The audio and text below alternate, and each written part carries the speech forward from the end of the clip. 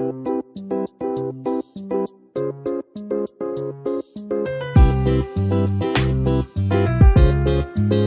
Kitchen मध्ये नमस्ते. मी बनवते मेथीची भाजी.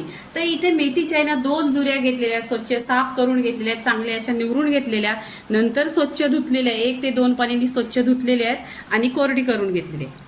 गॅसवर कढई ठेवलेली आहे, त्याच्यामध्ये 1 चमचा तेल टाकलेले आहे. तेल छान असं गरम झालं पाहिजे. तेल गरम झाल्यानंतर आहे ना इथे जिरं टाकायचं. जिरं पण छान असं तरतरलं पाहिजे. जिरं तरतरलं का इथे लसूण आणि हिरवी मिरची टाकायची. लसूण आणि हिरवी मिरची आहे ना टेचून घेतलेली आहे. टेचल्याने आहे ना खूप छान असा टेस्ट येतो.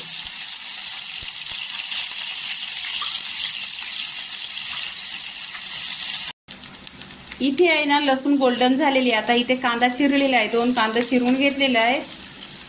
कांदा पण छान असा गोल्डन कलर करून घ्यायचा. आणि तुम्हाला भाजीचा कलर हिरवा पाहिजे तर ह्याच्यासाठी 1 टिप्स आहे. आणि मिठाचा किती प्रमाण टाकायचं ती 1 टिप्स आहे. अशी या व्हिडिओमध्ये 2 टिप्स आहे. इथे आहे ना कांदा छान असा गोल्डन कलर करून घ्यायचा. कांदा गोल्डन झालेला आहे. इथे 2 ते 3 टोमॅटो घेतलं. टोमॅटो छान असं कट करून घ्यायचं. आता तुम्ही बोलणार की याच्यात कांदा पण टाकतो, पण कांदा पण टाका. कांदा टाकल्याने खूप छान भाजी होते मेथीची. आणि टोमॅटो टाकल्यावर पण खूप टेस्ट छान येतो. आणि लसूण टाकून पण मेथी होते. आता इथे छान इथे परतून घ्यायचं. इथे टोमॅटो परतल्याने पाणी होतो. आता काय करायचं, जास्त पण आहे ना टोमॅटो सॉफ्ट नाही करायचं. इथे लगेच मेथीची भाजी टाकायची. इथे हळदी पावडर टाकायची आणि इथे आहे ना मेथी टाकायची. पहा इथे आहे ना पूर्णपणे 2 जुरे आहेत ह्या कढईमध्ये. भाजी इथं पूर्णपणे आहे ना मिक्स करून घ्यायची. कढईमध्ये आहे ना भाजी आहे ना जास्त झालेली आहे. पण इथे पहा मी इथे आहे ना ह्याच्यावर ढाकण पण ठेवणार नाही आहे आणि पाणी पण ओतायचं नाही. छान अशी भाजीला वर खाली करून घ्यायची. गॅस स्लो ठेवायचा आणि छान अशी मिक्स करून घ्यायची. ही भाजी लवकर शिजते, 10 मिनिटातच पूर्णपणे शिजते. आणि इथे भाजीला या ढाकण पण नाही लावायचं आहे. इथे आहे ना भाजी छान अशी मिक्स करून घेतलेली आहे. आता इथे शेंगदाण्याचा कूट टाकायचा 2 चमचा.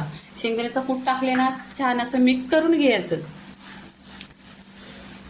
आता तुम्ही बघितलं इथं भाजी भरपूर अशी कढई भरलेली आहे. आता भाजी बघा किती कमी झाली. ह्याच्यासाठी मी बोललेली की तुम्हाला 2 टिप्स सांगते. आता पहिली टिप सांगते.